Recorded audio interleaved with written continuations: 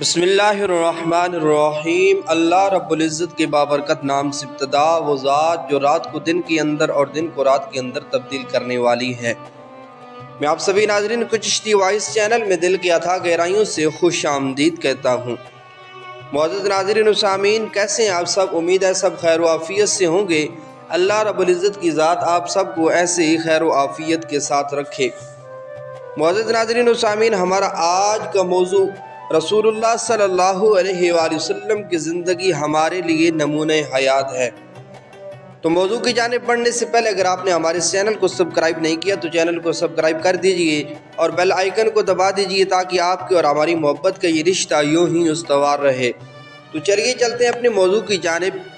حضرت انس بن مالک رضی اللہ تعالیٰ عنہ سے روایت ہے، ایک روز صحابہ کرام حضرت عائشہ صدیقہ رضی اللہ تعالیٰ عنہ کے حجرے میں بارگاہ رسالت میں حاضر تھے۔ حضور صلی اللہ علیہ وآلہ وسلم کی خدمت میں ایک بڑا پیالہ کھانے سے بھرا ہوا پیش کیا گیا جو حضرت ام سلمہ رضی اللہ تعالیٰ عنہا نے بھیجا تھا۔ وہ پیالہ حضور صلی اللہ علیہ وآلہ وسلم کے سامنے رکھ دیا گیا۔ حضور صلی اللہ علیہ وآلہ وسلم نے صحابہ کرام کو حکم دیا، ہاتھ آگے بڑھاؤ اور کھانا کھاؤ۔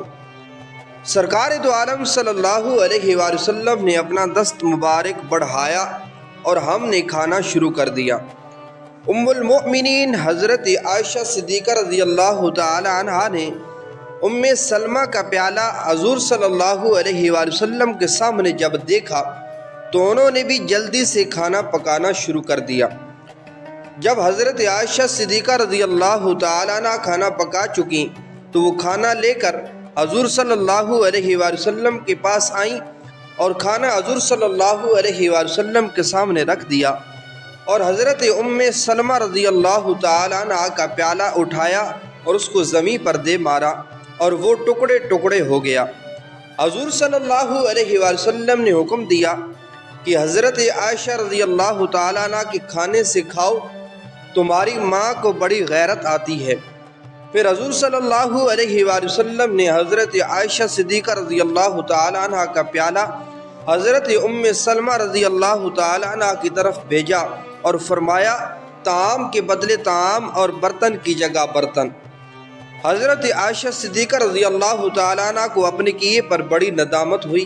عرض کی، یا رسول اللہ صلی اللہ علیہ وآلہ وسلم، اس کا کفارہ کیا ہے؟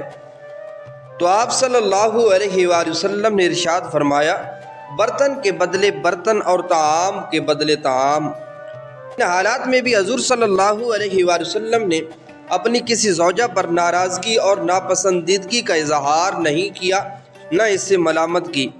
یہ سرکار دو عالم صلی اللہ علیہ وآلہ وسلم کے حسن خلق کا ایک عظیم اور دلکش واقعہ ہے۔